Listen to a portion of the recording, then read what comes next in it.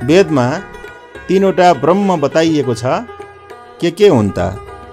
जान्नका लागि सनातन धर्म प्रवचन श्रृङ्खला भाग 23 हेर्नुहोस्। राधे राधे। सनातन धर्म प्रवचन श्रृङ्खलाको क्रममा अहिलेसम्म हामीले यही बुझ्यौँ कि हामी सबै अनन्त मात्राको आनन्द चाहन्छौँ। यस्तो आनन्द शास्त्र वेदले बताए कि भगवान नै हुनुहुन्छ। त्यसैले भगवानलाई पाएर नै हामी सुखी हुन सक्छौँ। अतः भगवानलाई प्राप्त गर्नु छ सुखी हुनको लागि। भगवानलाई कसरी प्राप्त गर्न सकिन्छ? वेदले नै बतायो, भगवानलाई जानेर भगवानलाई प्राप्त गर्न सकिन्छ। त्यसैले भगवानलाई जान्नु छ र भगवानलाई जान्नको निम्ति केवल यही मानव देहमा नै सम्भव छ।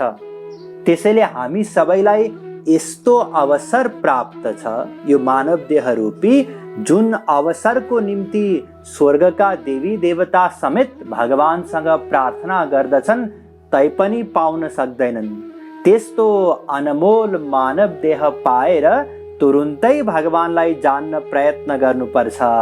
भोलि गरौँला भनेर साच्नु छैन, किनकि भोलि नमिल्न पनि सक्छ। यो मानव देह क्षणभङ्गुर छ, कुनै पनि क्षण हामीबाट खोसिन सक्छ। अतः तुरुन्तै भगवानलाई जान्नको निम्ति प्रयत्न गर्नु छ। अब भगवानलाई जान्नु पूर्व भगवानको अस्तित्व सिद्ध गर्नु थियो, त्यो पनि हामीले गरिसक्यौँ। प्रत्यक्ष प्रमाणद्वारा, अनुमान प्रमाणद्वारा, शब्द प्रमाणद्वारा भगवानको अस्तित्व सिद्ध गरियो।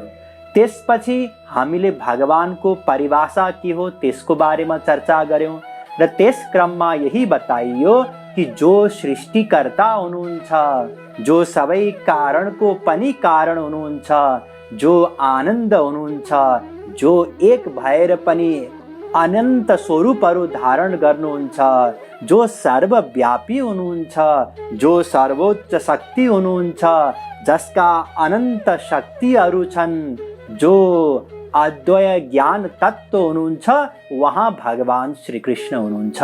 र वहाँका अद्वय ज्ञान तत्व भगवान श्री कृष्णका ब्रह्म, परमात्मा र भगवान गरेर 3 स्वरूपहरू छन्।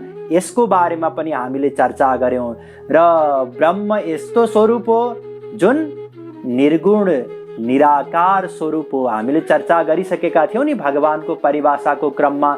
भगवान सगुण पनि हुनुहुन्छ, निर्गुण पनि हुनुहुन्छ, साकार पनि हुनुहुन्छ, निराकार पनि हुनुहुन्छ। र ब्रह्मको स्वरूप निर्गुण निराकार स्वरूप हो, अकर्ताको स्वरूप हो। सबै शक्ति छन् तर प्रकट हुँदैनन्, यस्तो स्वरूप हो ब्रह्मको। त्यसैले नाम, रूप, लीला, गुण, धाम आदि केही पनि हुँदैनन् ब्रह्मको। त्यसपछि अर्को स्वरूप परमात्माको बारेमा चर्चा गर्यौँ।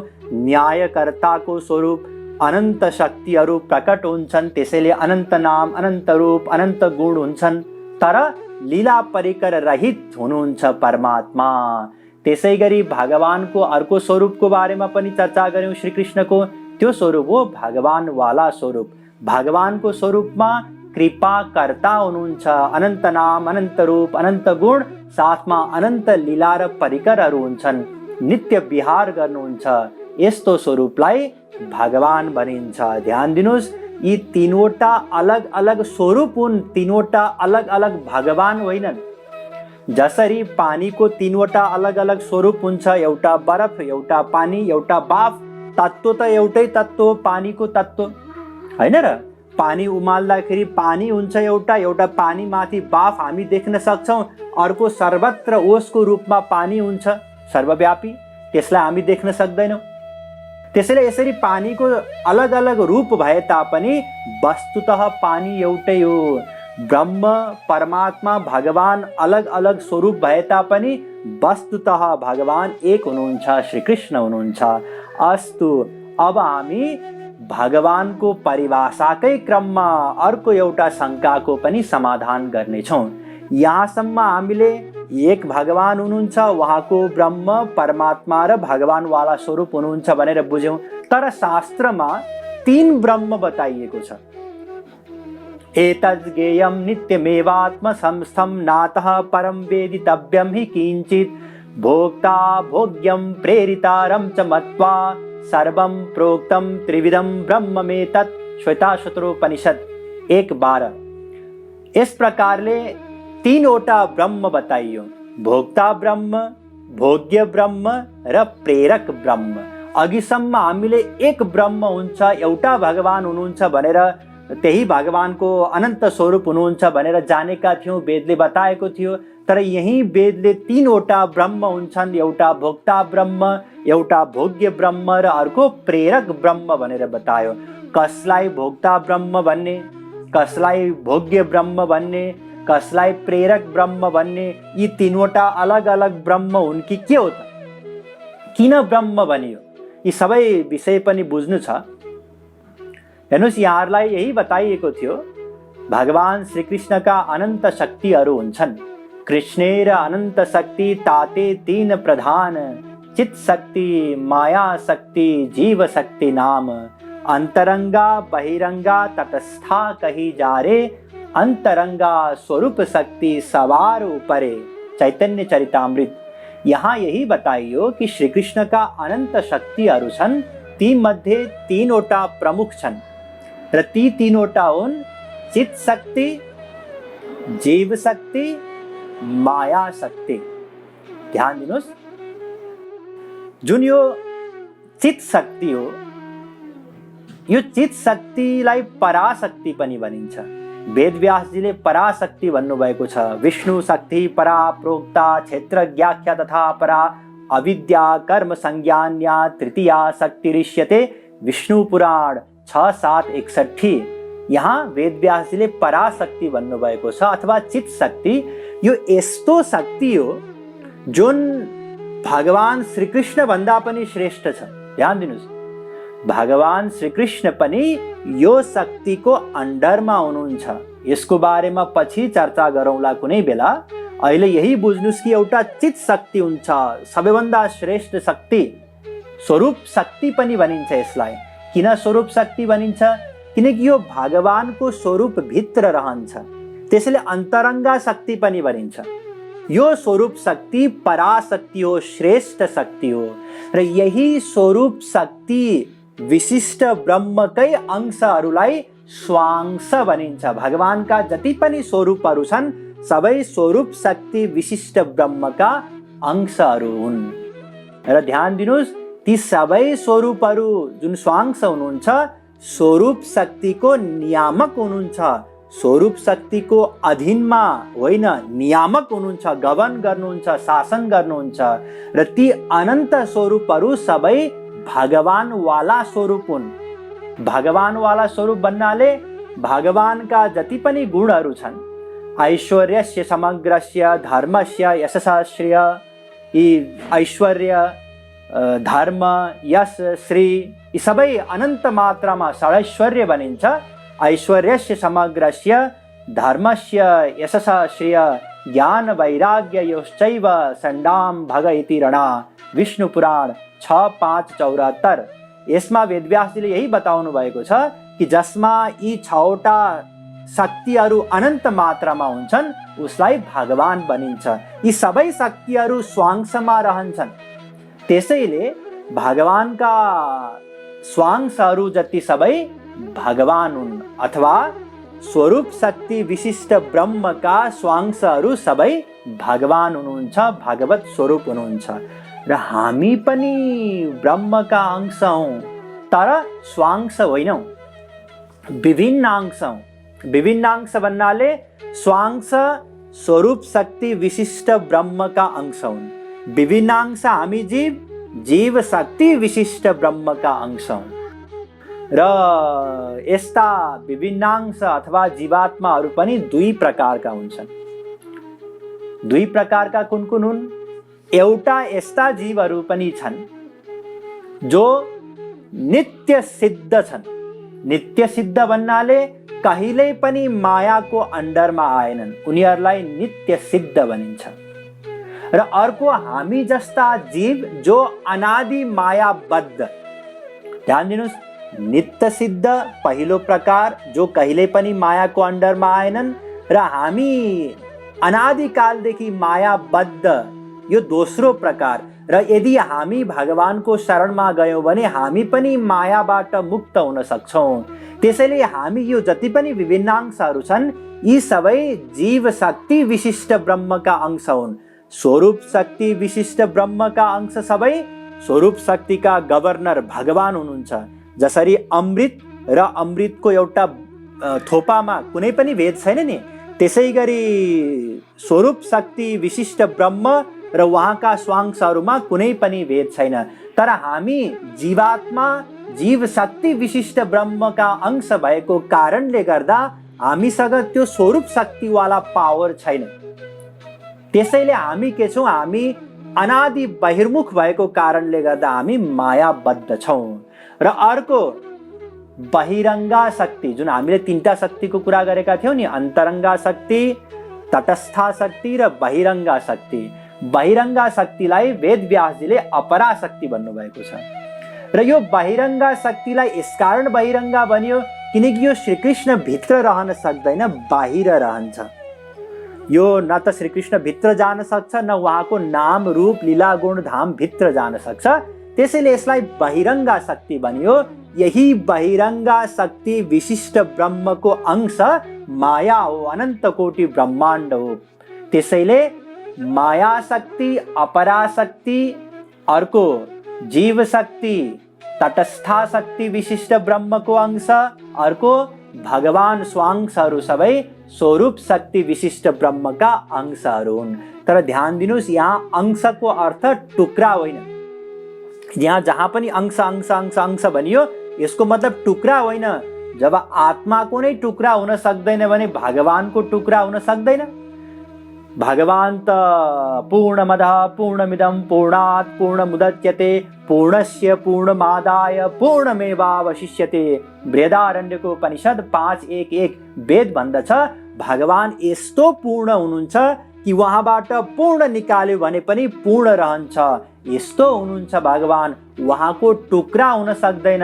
यदि टुक्रा हुन सक्दैन भने यो जति पनि अंश बताइयो कि पराशक्ति विशिष्ट ब्रह्मको अंश स्वांशहरू, जीव शक्ति विशिष्ट ब्रह्मको अंश अनन्त जीवात्माहरू, माया शक्ति विशिष्ट ब्रह्मको अंश अनन्त ब्रह्माण्ड माया शक्ति, यो फेरि के हो त यो अंशको मतलब?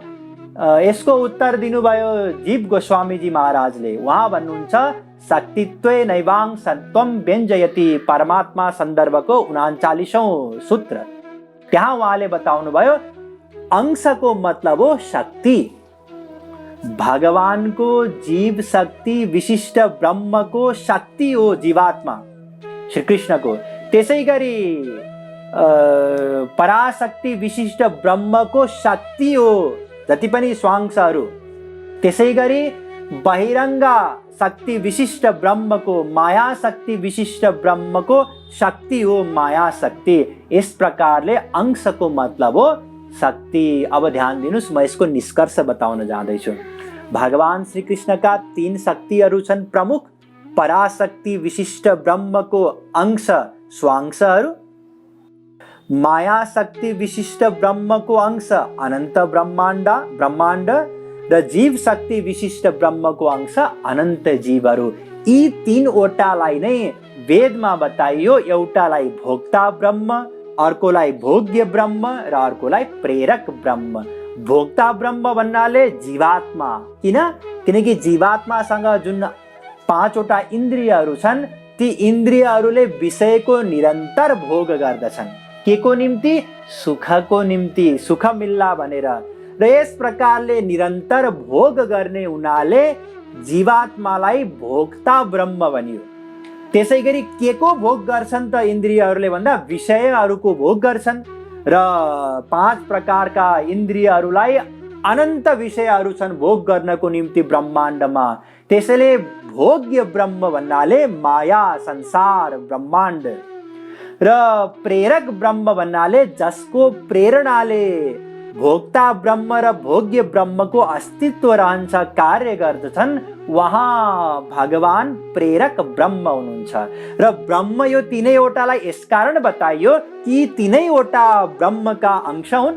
पराशक्तिका अंश स्वांशहरू, जीव शक्ति विशिष्ट ब्रह्मका अंश जीवात्माहरू र माया शक्ति विशिष्ट ब्रह्मका अंश अनन्त कोटि ब्रह्माण्ड। त्यसैले यिनीहरूलाई पनि ब्रह्म भनियो, ब्रह्मको अंश भएको कारणले गर्दा। अतः तीनवटा ब्रह्म, भोक्ता ब्रह्म, भोग्य ब्रह्म, प्रेरक ब्रह्म वेदमा बताइएको छ। यी तीनवटा तत्त्व हुन्, ब्रह्म, जीव र माया। यस प्रकारले ध्यान दिनुहोस्। यो बताउने क्रममा भगवानको परिभाषा के सिद्ध हुन गयो? भगवान यस्तो हुनुहुन्छ श्रीकृष्ण जसको अंश अनन्त जीव, अनन्त ब्रह्माण्ड र अनन्त स्वांशहरू छन्। अर्थात् जसको अंश ब्रह्म, जीव र माया हुनुहुन्छ, वहाँ श्रीकृष्ण भगवान हुनुहुन्छ। यो अर्को एउटा परिभाषा। त्यसै गरी अर्को पनि परिभाषा दुईटा हामीले यसैभित्र बतायौँ। एउटा परिभाषा के हो? भगवान षडैश्वर्य सम्पन्न हुनुहुन्छ, यसको चर्चा गर्यौँ नि। दोस्रो परिभाषा के थियो?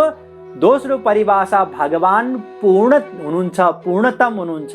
यस्तो पूर्ण हुनुहुन्छ कि उहाँबाट पूर्ण निकाल्यौँ भने पनि पूर्ण रहन्छ। यो भगवानको अर्को परिभाषा। त्यसै गरी हेर्नुहोस्, भगवानका अनेक परिभाषाहरू हुन सक्छन्। वेदमा केही मात्रै बताइएको छ।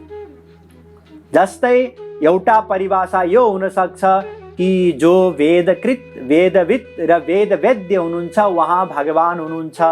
हामीले अनुमान प्रमाणद्वारा भगवानको अस्तित्व सिद्ध गर्ने क्रममा वेदद्वारा पनि भगवानको अनुमान गरेका थियौँ नि। वेदलाई बनाउनेवाला कोही हुनुपर्छ, चाहे बनाउनेवाला भन्नु, चाहे प्रकट गर्नेवाला। त्यसै गरी वेद जान्नेवाला कोही हुनुपर्छ, वेदद्वारा जान्ने योग्य कोही हुनुपर्छ। त्यो को हुनुहुन्छ? भगवान हुनुहुन्छ। हेर्नुहोस्, भगवानले गीतामा नै बताउनु भएको छ, वेदैश्च सर्वैरहमेव वेद्यो वेदान्तकृत वेदविद एव चाहम। गीता 15:15।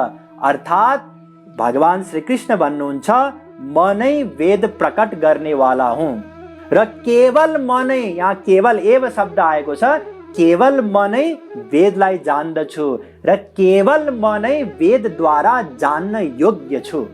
यस प्रकारले भगवानको अर्को एउटा परिभाषा भयो, जो वेद प्रकट गर्नुहुन्छ, जसले वेद जान्नुहुन्छ र जो वेदद्वारा जान्न योग्य हुनुहुन्छ, वहाँ भगवान हुनुहुन्छ। त्यसै गरी अर्को परिभाषा पनि छ। त्यो परिभाषा के हो? भगवान सर्वज्ञ हुनुहुन्छ। अर्थात् जो सर्वज्ञ हुनुहुन्छ, वहाँ भगवान हुनुहुन्छ। या सर्वज्ञ सर्वविद्यस्य ज्ञानमयम तप मुण्डकोपनिषद 1:1-9। या सर्वज्ञ माण्डुक्योपनिषदको 6औं मन्त्र। यह सर्वज्ञ सुबालोपनिषद 7:1। यह सर्वज्ञ महोपनिषद 5:15। इस प्रकारले बारम्बार वेदले यही बताएको छ कि भगवान सर्वज्ञ हुनुहुन्छ। वेदाहम समतीतानि वर्तमानि चार्जुन भविष्याणि च भूतानि माम तु वेद न कश्चन। गीता 7:26। स्वयं भगवान भन्नुहुन्छ अर्जुनलाई कि अर्जुन, म अनन्त जीवहरूको, सब जीवहरूको अवस्था जान्दछु। जो भूतकालमा भए ती सबैलाई पनि जान्दछु, वर्तमानमा जो छन् उनीहरूलाई पनि जान्दछु र भविष्यमा जो हुनेछन् उनीहरूलाई पनि जान्दछु। यसको मतलब के हो? श्रीकृष्ण सर्वज्ञ हुनुहुन्छ। र अर्को परिभाषा पनि हामी भन्न सक्छौँ, भगवान त्यो हुनुहुन्छ जसलाई जानेर सब थोक जानिन्छ। हेर्नुहोस्, वेदमा नै प्रश्न गरिएको छ, कस्य विज्ञानेनाखिलं विज्ञातं भवति। गोपाल पूर्व तापिन्योपनिषदको दोस्रो मन्त्र, कसलाई जानेर सब थोक जानिन्छ। र वेदले नै उत्तर दिएको छ, गोपी जन बल्लभ ज्ञानेन तज्ज्ञातं भवति। गोपाल पूर्व तापिन्योपनिषदको तेस्रो मन्त्र। अर्थात् श्रीकृष्णलाई जानेर नै सब थोक जानिन्छ। त्यसैले यो परिभाषा के भयो? जसलाई जानेर सब थोक जानिन्छ, वहाँ भगवान हुनुहुन्छ। हेर्नुहोस्, वास्तवमा भगवानका अनन्त परिभाषाहरू हुन सक्छन्। किनकि भगवानका अनन्त शक्तिहरू छन्। अनन्त शक्ति भएको कारणले गर्दा अनन्त परिभाषाहरू हुन सक्छन्। शास्त्र वेदमा केही मात्रै बताइएको छ, किनकि अनन्तलाई कसैले बाँध्न सक्दैन। भगवान नियामक हुनुहुन्छ, शासक हुनुहुन्छ, प्रेरक हुनुहुन्छ, धारक हुनुहुन्छ, प्रकाशक हुनुहुन्छ, करुणा सागर हुनुहुन्छ, दीनबन्धु हुनुहुन्छ, पतित पावन हुनुहुन्छ, भक्त वत्सल हुनुहुन्छ, जीवन धन हुनुहुन्छ, पूर्णतम पुरुषोत्तम हुनुहुन्छ। यस प्रकारले अनन्त परिभाषाहरू छन्। हामीले त यहाँ केही परिभाषाको चर्चा गर्यौं यो बुझ्नको लागि कि श्री कृष्ण नै भगवान हुनुहुन्छ। र यहाँ ध्यान दिनुपर्ने कुरा के हो भने श्री कृष्ण भगवान हुनुहुन्छ भन्नुको अर्थ श्री कृष्ण चाहिँ भगवान हुनुहुन्छ, राम, सीता, दुर्गा, लक्ष्मी, गणेश, शङ्कर आदि भगवान हुनुहुन्न यो होइन। श्री कृष्ण भगवान हुनुहुन्छ भन्नुको मतलब जति पनि स्वरूप नामहरू अहिले केही लिइयो, अनन्त स्वरूपहरू छन् भगवानका, ती सबै के हुन्? भगवान हुन्। र यस्तो भगवानलाई जानेर नै हामी भगवानलाई प्राप्त गर्न सक्छौं। तर केवल परिभाषाद्वारा जान्न त सकिँदैन। एउटा चिनी पनि नचाखेको व्यक्तिलाई बोलाएर चिनीको परिभाषा दिन थाल्नुस् या कुनै मिठाईको परिभाषा दिनुस्, यो मिठाई यस्तो हुन्छ, यो मिठाई यस्तो हुन्छ, यसको परिभाषा यो, यसको परिभाषा यो। त्यो परिभाषा सुनेर बिचारा उस जसले चिनीको स्वादै थाहा छैन जसलाई, उसले के बुझ्न सक्छ र के जान्न सक्छ र? त्यसैले भगवानको परिभाषाद्वारा भगवानलाई जान्न सकिँदैन। कसरी जान्न सकिन्छ यसको बारेमा अवश्य जान्नु छ, चर्चा गर्नु छ। तर त्यो भन्दा पहिले म यहाँहरूलाई विभिन्न सभ्यताहरूमा, प्राचीन सभ्यताहरूमा अनि विभिन्न अहिले प्रचलित केही धर्महरूमा भगवानको स्वरूपको बारेमा के बताइएको छ त्यसको बारेमा चर्चा गर्नेछु। हेर्नुस्, हामी सबै सनातन धर्म मान्दै आएको संस्कृतिमा, परिवारमा जन्मियौं। त्यसैले सनातन धर्मप्रति प्रेम हुनु, एउटा स्वाभाविक रुचि हुनु, श्रद्धा हुनु यो स्वाभाविक हो। तर के थाहा, सनातन धर्ममा भन्दा अरू धर्ममा पो भगवानलाई जान्ने, भगवानलाई प्राप्त गर्ने सरल उपाय बताइएको छ कि? यसको निष्पक्ष अध्ययन त हुनुपर्छ। यदि अन्त सजिलै बताइएको छ भगवानलाई जान्नको निम्ति भने अन्तै गएर हामी भगवानलाई तुरुन्तै जान्न सक्छौं।